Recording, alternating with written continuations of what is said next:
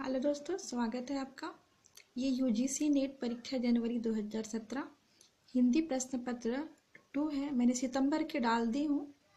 सितंबर 2017 में जो पेपर हुआ था तो मैंने उसके आंसर की डाल चुकी हूँ पहले ही। ये जनवरी का है तो आप इसके क्वेश्चन देखिए, बहुत अच्छे क्वेश्चन है। मैं इसलिए डाल रही हूँ कि जैसे अभी DSSB का पेपर होने वाला है, KVS NVS के जो भी एग्ज़ाम होते हैं और PGT के एग्ज़ाम और असिस्टेंट प्रोफेसर के वर्ग 1 के, ये सभी में आपको काम आएंगे। तो इसलिए मैं कि कुछ नए क्वेश्चन आपको मिल जाएंगे इससे, और कई बार क्वेश्चन रिपीट भी होते हैं। तो इसलिए मैं आपसे बार बार कहती हूँ कि प्रीवियस पेपर आप ज़रूर देखें। उनको देखने से बहुत फ़ायदा ही होता है आप, क्योंकि उसमें जो क्वेश्चन रहते हैं रिपीट होते रहते हैं। तो देखते हैं पहला क्वेश्चन। ईसा की किस शताब्दी में अपभ्रंश का व्यवहार लोक भाषा के अर्थ में होने लगा था? किस शताब्दी में अपभ्रंश का व्यवहार लोक भाषा के अर्थ में होने लगा था? तो इसका सही आंसर हो जाएगा 6वीं शताब्दी। पुरुष परीक्षा किस कवि की रचना है? पुरुष परीक्षा विद्यापति जी की रचना है। निम्नलिखित में से कौन सा विद्वान पृथ्वीराज राजो को सर्वथा अप्रामाणिक ग्रंथ मानने वालों में शामिल नहीं है? बहुत इंपॉर्टेंट क्वेश्चन, जितने भी क्वेश्चन है बहुत इंपॉर्टेंट है। आप देख रहे हैं क्वेश्चन बहुत अच्छे हैं। पृथ्वीराज राजो को सर्वथा अप्रामाणिक ग्रंथ मानने वालों में शामिल नहीं है। तो इसका सही आंसर हो जाएगा आपका मोहनलाल विष्णुलाल पंड्या। ये उन अप्रामाणिक मानने वालों में शामिल नहीं है। तो कौन कौन शामिल है? रामचंद्र शुक्ल, गौरी शंकर हीरानंद ओझा और डॉक्टर बुलर। तो इस टाइप के क्वेश्चन एग्जाम में पूछे जाते हैं जो इम्पोर्टेंट है।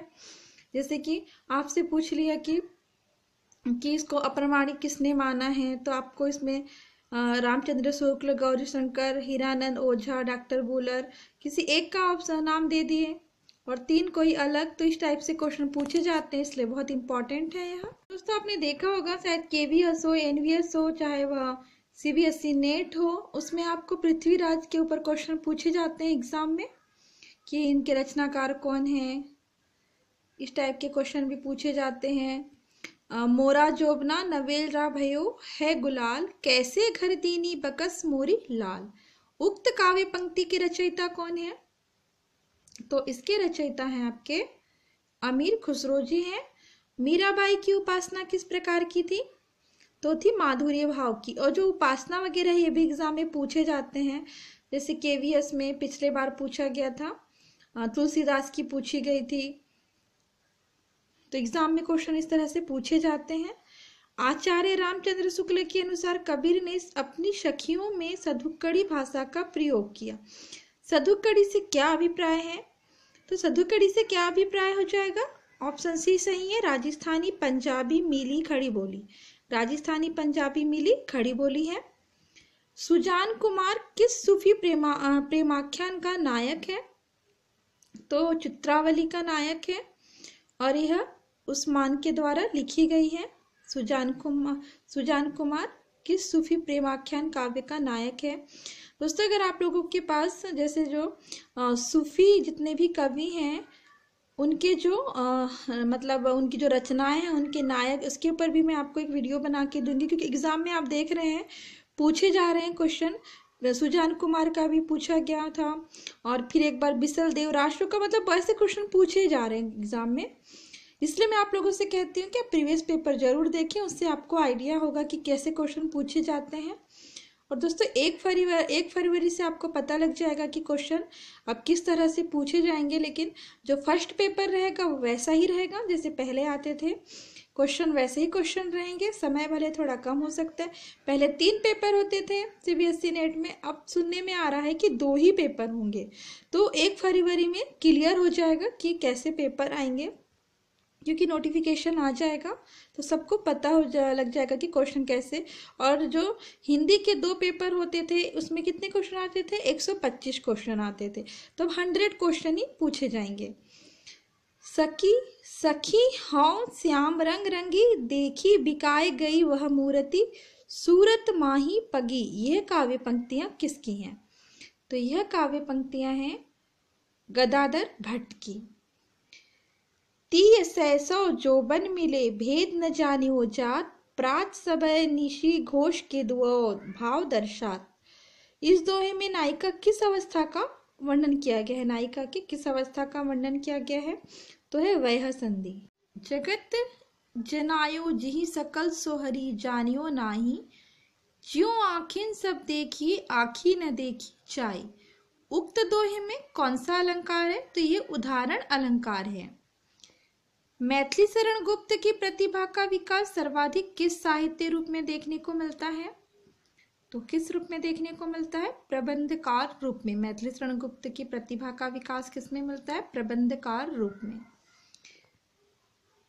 रचना न तो दर्शन है और न किसी ज्ञानी के प्रौढ़ मस्तिष्क का चमत्कार, यह तो अंततः एक साधारण मनुष्य का शंकाकुल हृदय ही है, जो मस्तिष्क के स्तर पर चलकर बोल रहा है।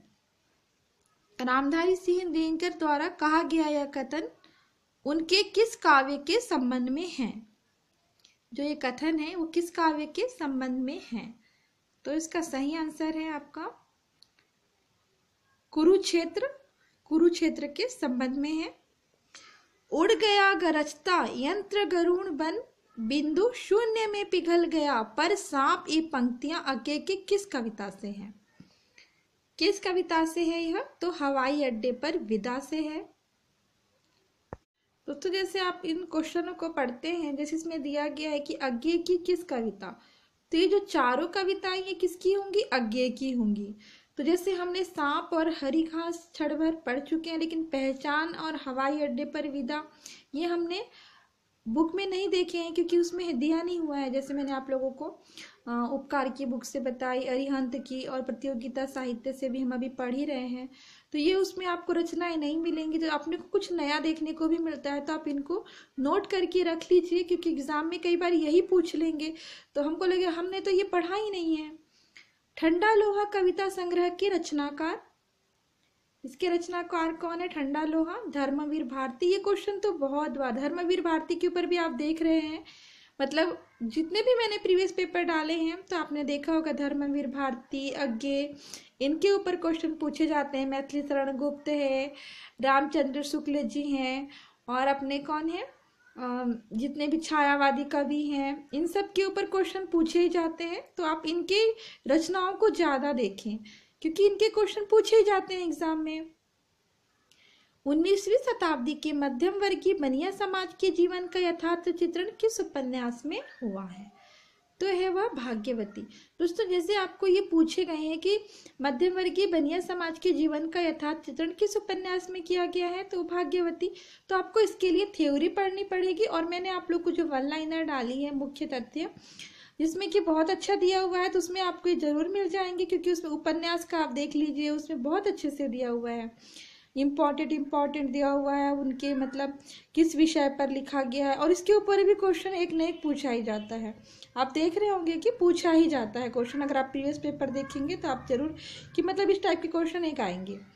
कामकुंठा की शिकार स्त्री के चरित्र का चित्रण किस उपन्यास में किया गया है? कामकुंठा की शिकार स्त्री के चरित्र का चित्रण किस उपन्यास में किया गया है?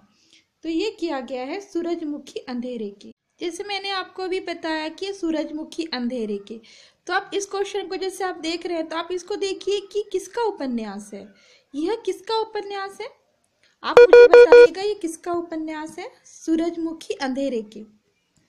निम्नलिखित में से हिंदू मुस्लिम एकता को प्रतिपादित करने वाला कौन सा नाटक है?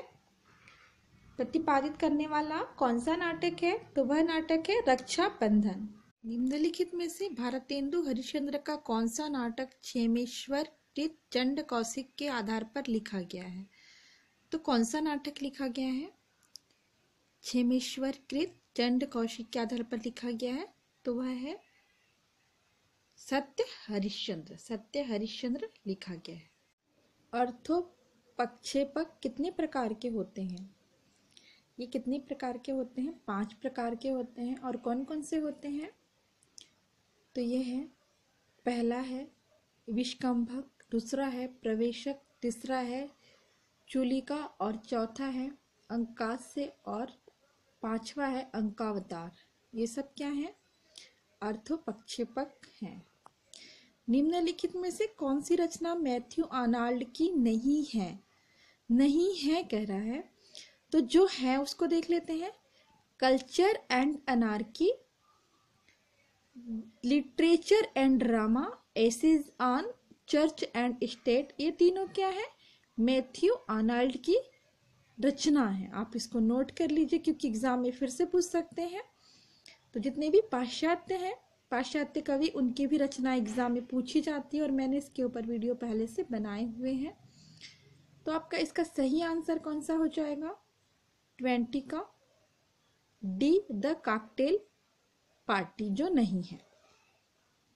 रामवृक्ष बेनीपुरी के अनुसार लेखन काल की दृष्टि से विद्यापति की रचनाओं का सही अनुक्रम। हमने पहले दूसरा क्वेश्चन ही शायद पढ़ा था अभी कि विद्यापति मतलब इसमें ये रचना किसकी है, नाम किसका दिया हुआ था?